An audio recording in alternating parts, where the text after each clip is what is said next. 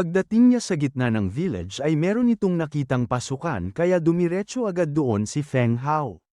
Meron siyang nakitang bantay sa loob pero madali lang niya itong napatulog gamit ang kanyang sleeping dart. Habang naglalakad sa loob ay iniisip nito na parang bahay ito ng mga yeti dahil sa laki nito pero kanina pa daw siya walang nakikitang monster. Hindi maganda ang pakiramdam nito dahil konting bantay lang daw ang nakita niya sa loob ng napakalaking bahay na yun. Inisip nito na kahit inutusan nila ang karamihan ng kanilang mga bantay para hanapin sila ay imposibleng wala daw silang iniwan doon na kahit isa. Habang iniisip nito na dalawa lamang ang pwedeng sagot sa mga nangyayaring iyon ay bigla itong napatingin sa kanyang likod dahil meron itong naramdamang kakaiba. Ang una daw ay hindi matatalino ang mga yeti dahil pinabayaan lang nila ang kanilang base ng ganun-ganun na lang o di kaya naman ay isa trap ang kanyang napasukan. Lumipat naman muna ang ating storya sa labas ng village at makikita natin na dinala na doon si Bakura habang nakatali pa rin ito. Dahil tumigil ito sa paglalakad ay tinulak siya ng yeti na nagbabantay sa kanya. Sinabi nito sa lalaki na wag na siyang tumigil dahil nandun na rin naman daw sila kaya wala nang kwenta ang pag-delay nito sa oras. Nung tumingin si Bakura sa kanyang harapan ay doon na niya nakita ang isang malaking tubo at isang yeti na may hawak ng isang malaking espada.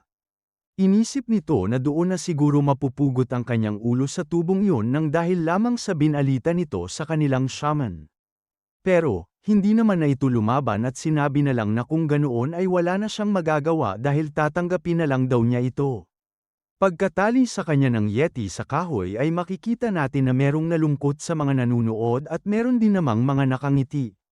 Nung nakita niya na bumwelo na ang yeti para tanggalin ang kanyang ulo ay wala na itong nagawa kundi ang pumikit at isipin na sawa na rin naman siya sa buhay niya sa walang kwentang lugar na yun. Sa di kalayuan, bigla na lang may tumalsik na tao galing sa gitna ng tirahan ng mga yeti at nakikita ng lahat na papunta ito sa kanila. Dahil doon ay nakita na rin ito ni Bakura at ng yeti kaya natigil ito sa paghampas. Habang gumugulong ito sa kanilang pwesto ay tumabi muna ang mga taong blue para hindi sila matamaan nito. Nung tumigil na ito sa bandang dulo ay tinignan na ng lahat kung sino yun at makikita natin na ito pala ay si Feng Hao. Galit itong nagsalita habang nakatingin kung saan siya nanggaling pero walang nakaintindi sa kanya sa mga tao doon. Makikita din natin na lumabas na doon ang kanyang kalaban at mabilis na itong tumalon papunta sa kanya. Dahil sa sobrang lakas ng pisikal na abilidad ng King Yeti ay isang talon lang ang ginawa nito at napunta na siya kung nasaan si Feng Hao. Nung nagsalita na ito at tinawag na bastos si Feng ay natakot na ang lahat ng mga taong blue doon dahil lumabas sa kanyang bahay ang kanilang Great Master. Nung nakita ng ibang mga yeti si Feng Hao ay agad na itong lumapit sa kanya para tapusin na ito agad. Pero, makikita natin na pinigilan sila ng kanilang boss dahil 1v1 yun at siya na daw mismo ang tatapos sa kanya. Gusto din kasi niyang ipakita sa kanilang mga alipin kung paano niya durugin ang kanilang tagapagligtas. Hindi naman natakot doon si Feng Hao kaya ngumiti lang ito at nagsalita sa harap ng yeti. Tuloy-tuloy lang ito sa pagsasalita at makikita natin na nakangiti nitong tinuro ang Great Master. Nagtataka naman doon ang lahat ng nanunood dahil wala silang naiintindihan sa sinasabi nito kahit isa. Bago matapos ay sinabi nito ang salitang God of Light sa kanilang lengguwahe. Dahil doon ay nabigla ang yeti dahil hindi nito inaasahang kaya pala niyang magsalita ng ganun. Nagulat din doon ang mga taong blue dahil narinig nila ang kakaibang tao na iyon na binanggit ang kanilang god sa kanilang harapan. Napalingon naman ang lahat sa isang bubong dahil merong nagsalita doon at sinabi na siya daw ang nagturo sa kanya noon. Sinabi din nito na ang lalaking iyon ay ang isa sa mga sundalo ng kanilang God of Light. Sinabi daw sa kanya mismo ng kanilang god na magtiwala lang sila sa kanya dahil ililigtas daw nito ang lahat ng nandoon sa kanilang village laban sa mga yeti. Natawa naman doon ang Great Master at sinabi nito na isa lamang siyang traidor na kumampi sa mga kalaban. Kaya, mabilis na itong sumugod papunta kay Feng Hao para ituloy na ang kanyang pagtapos dito. Dahil doon ay nag-umpisa na ang gulo laban sa Falcon Team at sa mga yeti. Kakampi din ng mga ito ang iba sa mga blue na tao dahil master nila ang mga monster na iyon at inutusan sila na lumaban ng mga ito. Pero, hindi alam ng ibang mga taong blue kung saan sila lulugar dahil hindi nila pwedeng sawayin ang mga Yeti pero hindi din nila alam kung kakayanin ba nila ang dark magic ng Falcon Team. Nung nakita ng isang Yeti ang lalaki na nagtatago sa gilid ay kinuha niya ito sa kanyang leeg. Nagmamakaawa sa kanya ang lalaki para bitawan siya nito pero tumingin lang ito ng masama sa mga bumabaril sa kanya. Dahil hindi niya ito abot ay binato niya ang lalaking iyon kung saan nakapwesto sila Beans. Hindi sila tinamaan nito pero napatalsik sila sa maganda nilang pwesto kaya wala na silang magagawa kundi ang lumaban sa lapag. Bumalik naman na ang away laban kina Feng Hao at sa Great Master at makikita natin na malapit na itong tamaan ng Yeti. Buti na lang ay nakita ito ni Feng bago pa siya tamaan nito kaya mabilis itong tumambling patalikod para umiwas. Nakita naman ng kanyang kasama na nahihirapan ang kanyang boss kaya binato agad nito sa kanya ang isang handgun. Nakuha ito ng Feng Hao habang nasa ere kaya mabilis nitong nabaril ang Yeti bago pa nito matakpan ang kanyang mukha. Makikita natin na tagumpay ang ginawa ni Feng dahil tinamaan nito ang tenga ng Yeti at nakita niya na nagdugo ito. Dahil doon ay hindi na nito sinayang ang pagkakataon kaya pinaputukan na nito ng pinaputukan ang Great Master. Nakita naman ito ng mga kasama niyang Yeti kaya mabilis itong tumalon papunta sa kanila para tumulong. Hindi naman nagulat doon si Feng Hao dahil inaasahan talaga nito na gagawin yun ng kanyang mga kalaban kaya nilabas na agad nito ang mga bomba na kanyang dala at hinagis ito sa kanila. Dahil hindi alam ng mga monsters kung ano yun ay nakatayo lamang sila doon habang mabilis namang umaalis si Feng. Dahil sa malakas na pagsagbog at liwanag ng mga ito ay makikita natin na naapektuhan agad ang mata ng mga Yeti. Dahil sa ginawa ni Feng Hao ay napatingin lang sa kanya ang Great Master dahil hindi nito inaasahan na meron pala itong ganoong kapangyarihan. Pero, natawa ito at sinabi na kahit makapangyarihan ang kanyang witchcraft ay hindi pa rin siya mananalo sa kanila. Tinuro nito ang lahat ng tao doon at sinabi na sa buong buhay nila ay sinusunod na siya ng mga ito kaya hindi na niya mababago ang mga isip nito. Kung gusto daw niyang makuha ang village na yun ay kailangan niyang patayin ang lahat ng mga Yeti at ang lahat ng mga tao na nandoon. Dahil hindi naman nila pwedeng patayin na lang basta ang lahat ng tao doon ay wala na silang nagawa kundi ang tumayo na lang muna sa gitna. Kaya, nung nakita ito ng Great Master ay sinabi na nito sa lahat ng kanyang mga alalay na patayin agad nila ang lahat ng nandoon pati ang taksil na si Freya. Hindi naman alam ng mga taong blue kung susundin ba nila ang kanilang boss kaya nagtinginan muna ang mga ito bago kumilos. Nung nakita ito ng Great Master ay sinabi nito na kung sino ang hindi susunod ay mamamatay at ang mga susunod naman sa kanya ay makakatanggap ng premyo. Dahil nakita ng mga ito kung ano ang kayang gawin ng Falcon Team ay hindi pa rin alam ng mga tao doon kung susugod ba sila o hindi. Hindi naman na natuwa doon ang kanilang boss kaya sumigaw na ito ng malakas at sinabi na kumilos na sila ngayon din. Dahil doon ay makikita natin na merong isang lalaki na nag-iba bigla ang ekspresyon dahil inisip nito na mas gusto na daw niyang labanan ang mga tao na galing sa taas kesa sa kanilang mga master. Nagulat sila Feng Hao nung nakita nila na sumisigaw ang isang lalaki habang tumatakbo papalapit sa kanila. Napansin nito na wala itong laban sa kanya pero inisip pa rin ito na kailangan niyang gumawa ng paraan para protektahan ang kanyang mga kasama. Nung nakita ni Freya na susugod na ito sa lalaki ay sinubukan niya itong pigilan at sabihin na wag sana niya itong masyadong sasaktan dahil sumusunod lang naman ito sa mga utos ng Yeti.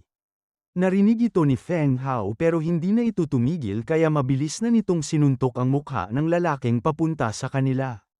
Dahil walang hirap itong ginawa ni Feng ay makikita natin na hindi alam ng ibang tao doon kung kakayanin ba talaga nila ang mga kalaban. Pero, bigla na lang nagsalita ang isa sa kanila at sinabi sa lahat ng kanyang mga kasama na wala na silang ibang choice kundi ang labanan ng mga ito dahil kailangan nilang ipakita sa kanilang mga masters na sumusunod sila sa kanilang mga utos. Meron pa sana itong sasabihin sa mga tao para kumbinsihin sila pero bigla na lang itong tumahimik dahil nabagsakan ito ng isang napakalaking bato. Pagkatapos noon ay nakaramdam na rin ang iba ng malakas na pag-alog ng paligid kaya napatingin agad ang mga ito sa taas. Natigil na rin ang King Yeti sa paglapit nito papunta kay Bakura dahil napatingin na rin ang mga ito sa kanilang taas.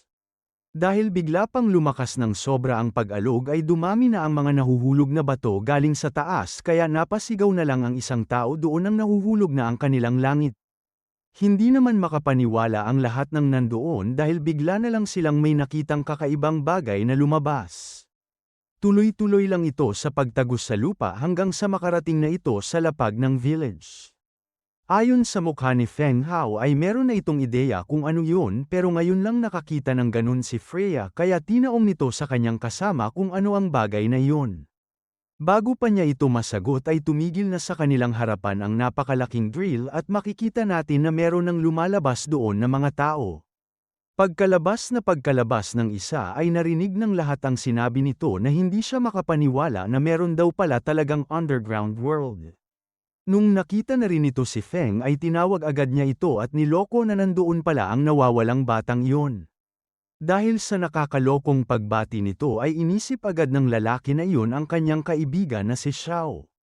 Pero, ito pala ang ating bida na si Li at pag-ulong nitong sinabi na nakita na rin niya ang mga ito sa wakas.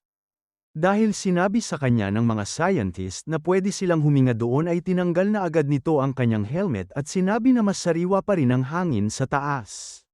Natuwa naman agad si Freya nung nakita nito ang ating bida kaya tinawag niya ito ng Auli. Hindi naman makapaniwala doon ang mga nakarinig dahil ang ibig sabihin kasi noon sa kanilang salita ay God. Narinig na rin naman ito ni Bakura kaya tumingin agad ito sa mga taong bumababa ng drill at inisip na sila na ba talaga ito. Tinanong nito sa kanyang sarili na yun na ba talaga ang hinihintay niyang God of Light at ang kanyang mga sundalo. Makalipas lamang ang ilang sandali ay tumingin na sa paligid ang Time Merchant at doon na niya nakita ang boss ng mga Yeti. Nung tinignan niya ito sa kanyang mga mata ay nabigla doon ang monster dahil parang nakaramdam ito bigla ng konting takot.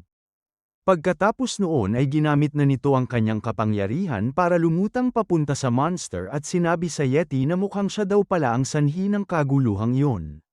Nilabas na nito ang kanyang mahiwagang orasan at sinabi na siya pala ang rason kung bakit hindi agad nakabalik sa kanila sila Feng Hao.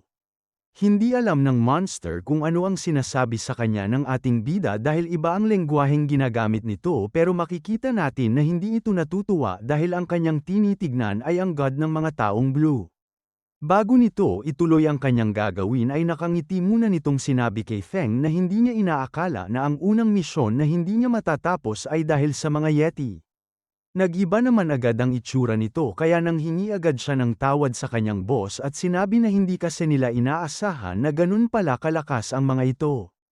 Hindi daw nila nagawa ang kanilang misyon ng maayos kaya diretso nitong sinabi sa kanyang boss na ito ang unang niyang failed mission. Sinabi naman sa kanya ng ating bida na wag na niya ito masyadong isipin. Marami pa rin naman silang gagawin at normal lang naman daw talaga ang magkamali paminsan-minsan. Pagkatapos mag-usap ng dalawa ay tumingin na ulit ng masama ang Time Merchant sa King Yeti para ituloy ang kanilang ginagawa kanina. Dahil walang ideya ang monster kung ano ang kayang gawin ng God of Light ay sinubukan na niya itong unahan. Bigla naman itong napahinto sa kanyang pagtakbo dahil tinaas na ni Lee ang kanyang mahiwagan orasan at naramdaman na sa buong paligid ang malakas na pagyanig. Tinutok nito ang kanyang kamay sa harap ng Yeti at sinabi na tignan daw nitong mabuti kung paano niya kukunin ang buhay nito ng unti-unti. Makalipas lamang ang ilang segundo ay nakita na ng lahat kung ano ang kayang gawin ng ating bida. Nakita mismo ng kanilang mga mata na bigla na lang tumanda ang kanilang Great Master sa isang pitik lang ng daliri ng Time Merchant. Dahil hindi pa rin sigurado ang mga ito kung sino talaga ang ating bida ay nagtaka ito kung paano niya yun ginawa at kung anong klaseng witchcraft kaya ang kanyang ginamit. Doon na sumagi sa kanilang mga isip na maaaring siya nga talaga ang kanilang god. Pero, nagtaka ang iba dito at tinanong kung bakit hindi daw kulay blue ang kanyang balat. Inisip na din ng iba kung ang mga kasama ba nito doon ang sinasabi sa kanilang mga kwento na sundalo ng God of Light. Unti-unting lumapit sa kanila ang ating bida at sinabi nito kay Freya na mag-translate ito para sa kanya. Sabihin daw nito sa lahat ng tao doon na hanggat hindi sila gumagawa ng gulo ay wala siyang gagawin sa kanila. Pero, pag gumawa daw sila ng hindi niya gusto ay wala na siyang magagawa kundi ang parusahan sila. Natigil naman bigla ang pagsasalita nito nung narinig nila na tumawa ng malakas ang King Yeti. Tinanong nito sa lahat ng mga tao doon kung sa tingin ba nila ay makakakuha sila ng kalayaan pag namatay siya. Sinabi nito na hindi yun ganon dahil pag nawala na ang mga Yeti sa kanilang lugar ay ang tinatawag nilang God of Light naman ang magiging bago nilang master. Tumingin na rin ito sa ating bida at sinabi na wala na siyang magagawa para mabago yun dahil simula pa lang ng unang panahon ay mga slaves na talaga ang kanilang papel sa mundo. Dahil sinasabi ni Freya sa ating bida ang lahat ng sinasabi ng monster ay naintindihan niya ito pero sinabi lang nito sa kanya na masyado na siyang maingay. Pagkasabi noon ng Time Merchant ay bigla na lang nakarinig ng isang malakas na putok ang lahat ng nandoon. Si Feng Hao pala ang may gawa nito at makikita natin na tinuluyan na din niya sa wakas ang King Yeti. Habang nalalaglag ito papunta sa lapag ay napabuntong hininga na lang si Lee dahil inisip nito na tapos na rin sa wakas ang lahat. Habang iniisip ng mga tao doon kung ano na ang mangyayari sa kanila ngayong wala na ang kanilang master ay sinabi sa kanila ang ating bida na hindi naman mali ang mga sinabi ng pangit na Yeti na iyon kanina. Dahil masyado na daw inabuso ang kanilang tribo ng napakaraming henerasyon ay ito na ang kanilang nakasanayan. Kaya, oras na daw siguro para maranasan ng mga taong iyon ang panibagong paraan ng pamumuhay.